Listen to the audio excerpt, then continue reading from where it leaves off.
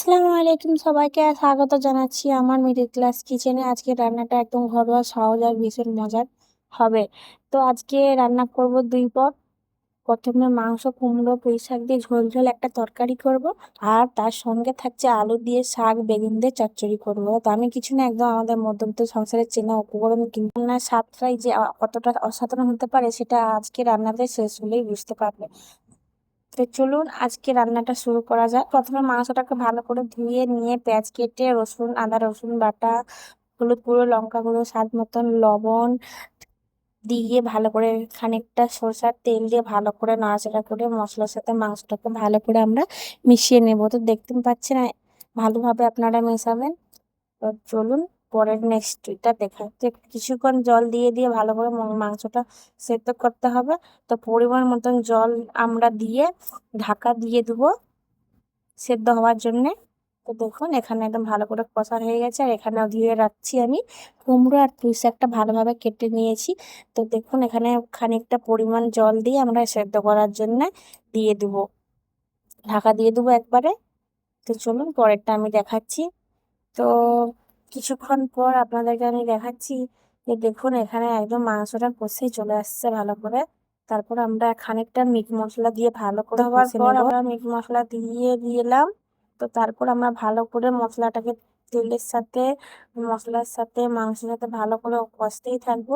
কষে কষে ভালো করে যখন একদম জলটা হালকা শুকনা হয়ে যাবে, তারপর আমরা ওই মাংসের ওপরে আমরা কেটে রাখা, ধুয়ে রাখা পুঁই শাক আর কুমড়ো দিয়ে দিব ভালোভাবে। তো দেখুন এক ধাপে ধাপে তারপর আমি সব দিয়ে দিলাম, দিয়ে ভালো করে এবার নাড়াবো। নেড়িয়ে নেড়িয়ে ভালো করে কুমড়োটার সাথে, মশলার সাথে, মাংসের সাথে ভালো করে মাখিয়ে নিব আমরা। তো দেখুন এখানে আমাদের মাখানা হচ্ছে।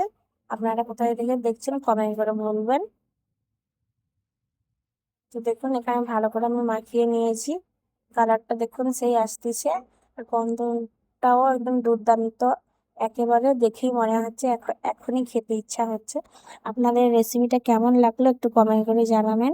পরিমাণ মতন তারপর আমরা জল দিয়ে একটু কষে কষে, তারপরে আবার বেশি করে পরিমাণ মতন জল দিয়ে আমরা সেদ্ধ হওয়ার জন্যে দিয়ে দিব। তো দেখুন এখানে আমি পরিমাণ মতন জল দিয়ে দিচ্ছি। জল দেওয়ার পর আপনারা লবণটা একবার দেখে নেবেন ভালোভাবে, পরিমাণ মতন লবণও আপনারা দিয়ে দিবেন।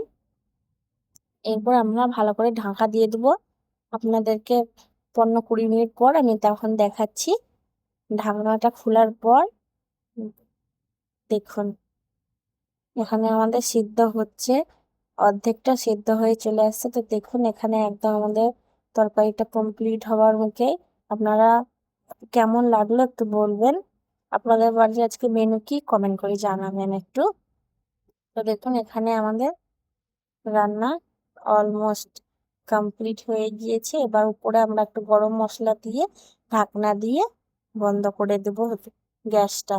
তারপর পরের স্টেজে আমরা যাব। তো পরের স্টেজে বলতে আমরা শাক রান্না করব। পেঁয়াজ দিয়ে ভালো করে চিংড়ি শুক্তোগুলা ভালো করে ধুয়ে নিয়ে পেঁয়াজের উপর ছেড়ে দিয়ে একদম ভালোভাবে আমরা ভেজে নেব। তারপর যত শাক, বেগুন, আলু যেটা আমি কেটে রাখছিলাম ধুয়ে, তো সেটাকে পেঁয়াজের উপরে দিয়ে আমরা ভালো করে একেবারে নড়াচড়া করিয়ে নিয়ে একবারে রান্না করব। তো আপনাদেরকে কেমন লাগে শাক চচ্চড়ি বলবেন। আমাদের বাড়িতে সবাই শাক খেতে খুবই পছন্দ করে। তো দেখুন এখানে শাকটা ভালোভাবে একদম জলের সাথে সেদ্ধ হয়ে গেছে। তো দেখুন এখানে আমি সরষা বাটা দিয়ে দেবো, দিয়ে ভালো করে নড়াচড়া করিয়ে দেবো ধাপে ধাপে। আপনারা ধীরে ধীরে দেখুন এই পদ্ধতিতে রান্না করবেন, একবারে স্বাদ প্রচুর হবে। আপনারা যে শাক খেতে পছন্দ করেন সেও শাক খাবার জন্য রিকোয়েস্ট করবে, বলবে বাড়িতে যে আজকে শাক রান্না করুন। ধাপে ধাপে একটা একটা মশলা দিয়ে দিব, যেমন লবণ দিব পরিমাণ মতন, তারপর আমরা একটু লঙ্কা গুঁড়া দিব, লঙ্কা গুঁড়া, হলুদ গুঁড়ো দিয়ে ভালো করে দিয়ে দিব। তো দেখুন তারপর একটু জলটা দিয়ে ভালো করে মিশিয়ে নিব। এখানে রান্না হচ্ছে আমাদের শাক চচ্চড়ি। তো দেখুন কালারটা আসতেছে। আর ফ্রিজে রাখা ছিল চিংড়ি মাছ, সেটাকে আমি ছোট ছোট পিস করে এই শাকের মধ্যেই দিয়ে দিয়েছিলাম। স্বাদটা আরো বেশি হয়ে যাবে। চিংড়ি মাছ যেই সবজি থাকে সেই সবজির স্বাদ খুব সুন্দর হয়ে যায়। তো দেখুন এখানে আমরা পরিমাণ মতন জল দিব, দিয়ে সেদ্ধ করার জন্য শাকটা, বেগুন আর আলুটা সেদ্ধ করার জন্য আমরা দিয়ে দিব জল দিয়ে ভালো করে সেদ্ধ হওয়ার জন্য আমরা দিয়ে দেব। রান্না যদি আপনাদের ভালো লেগে থাকে তাহলে ভিডিওটা লাইক করবেন, কমেন্ট করে জানাবেন আপনাদের বাড়িতে এই দুটো রান্নার মধ্যে কোনটা বেশি পছন্দ। আর এমন ঘরোয়া রান্না ভিডিও পেতে আমার মিডল ক্লাস কিচেনে ডেলি ব্লগ ফলো করতে ভুলবেন না। আবার দেখা হবে নতুন একটা ভিডিও নিয়ে। সবাই ভালো থাকবেন, সুস্থ থাকবেন। আল্লাহ হাফেজ।